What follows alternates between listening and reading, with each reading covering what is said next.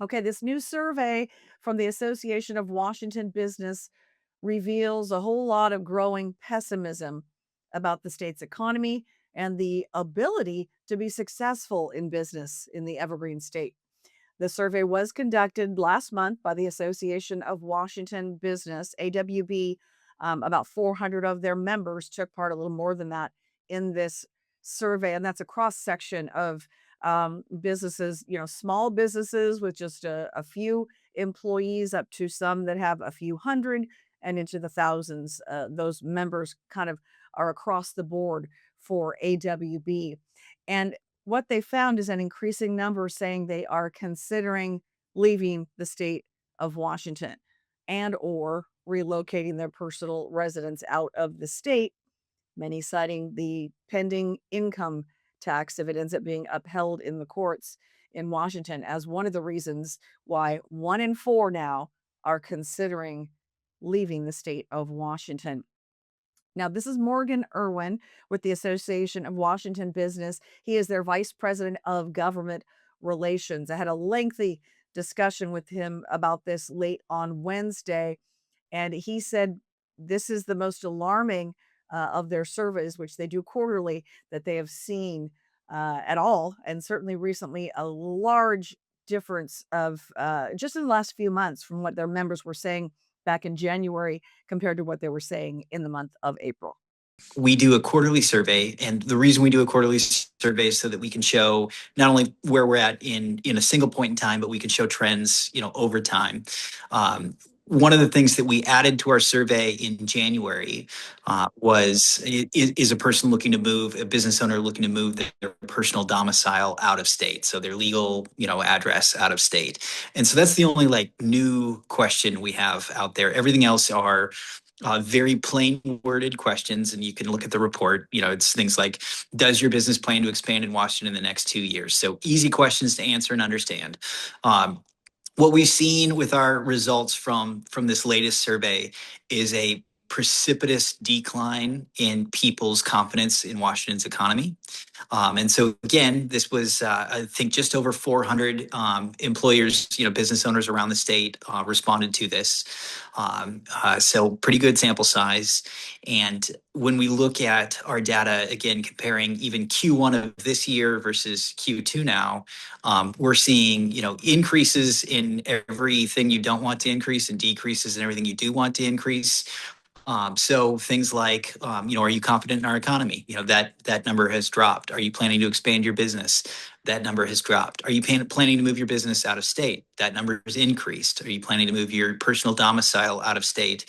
That went from 45% in January up to 55% 3 months later. Now, a lot of things have happened between now and January.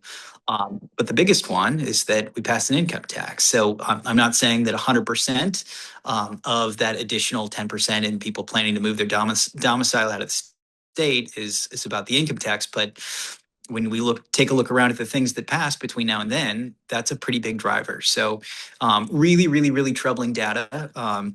It is not everyone's leaving and close up the economy and, we're going to be West Virginia all of a sudden or something like that. It's not, but it is a very troubling trend that's going in the wrong direction in terms of having, a economically vital Washington state.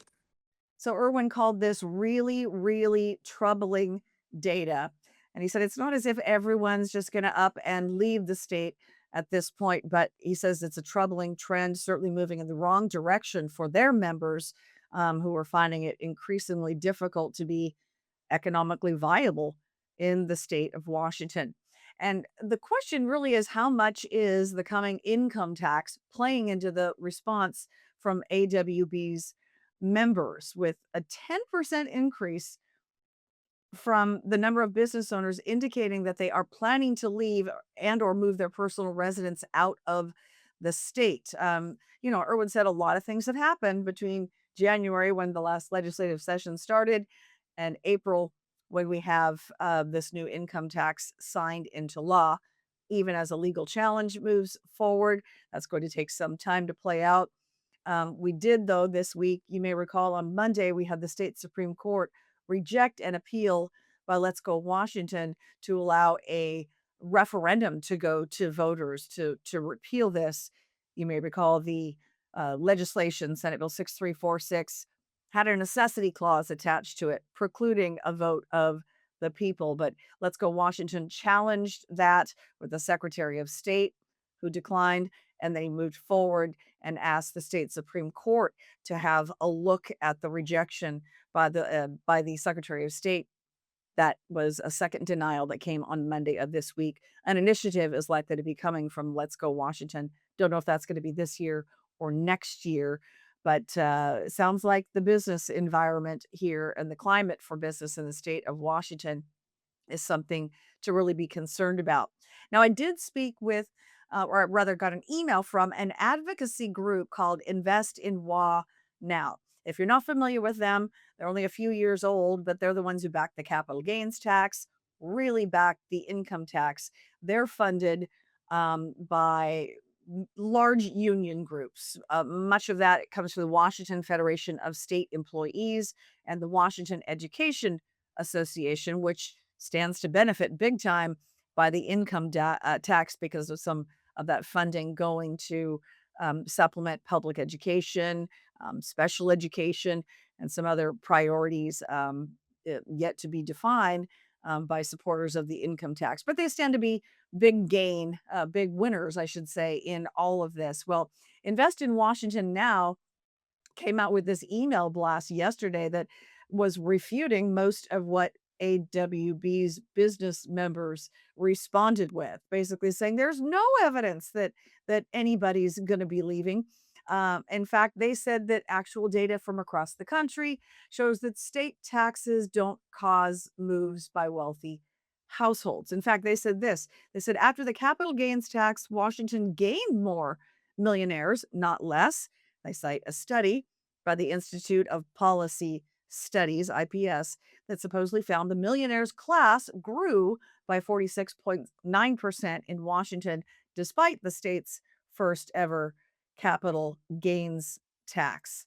Now, there is a lot of criticism by critics of Invest in WA Now because they are a union backed group.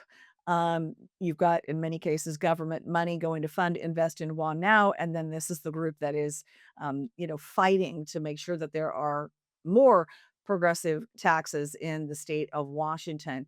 They contend that the Association of Washington Business is a far right Republican back group. They're nonpartisan. Um, so, some of that argument, that a lot of that pushback, you're going to be seeing that in the ad campaigns in the months to come leading up to November. You'll see these ads sponsored by Invest in WA Now. But I did get a comment back from Patrick Connor, who's the state director for the National Federation of Independent Business, NFIB. They're a party to the lawsuit against the income tax, but he refuted a lot of what Invest in WA was saying. And he cited some statistics I found to be pretty fascinating, according to a recent Kiplinger report that came out. Said California lost $11.9 billion in adjusted gross income, AGI. New York lost 9.9 billion. Illinois lost 6 billion, and he cites a couple of others. So he says the evidence is that in these high tax states like California, New York, Illinois, Washington, you do have, capital flight and the wealthy leaving and the business creators, the innovators not choosing to locate in those high tax states because it's, going to cost them literally out of their own pockets. So fascinating conversation with Morgan Irwin and AWB. I would encourage you to check out my article up at the Center Square Washington page today for links to their survey, a much deeper dive on all the findings, like what exactly is it the businesses are saying? Well, they're saying it's the high tax burden. They're saying it's the regulations. They cite a number of things, different priorities for business that are major concerns for them. So check out that article on our Center Square Washington page today.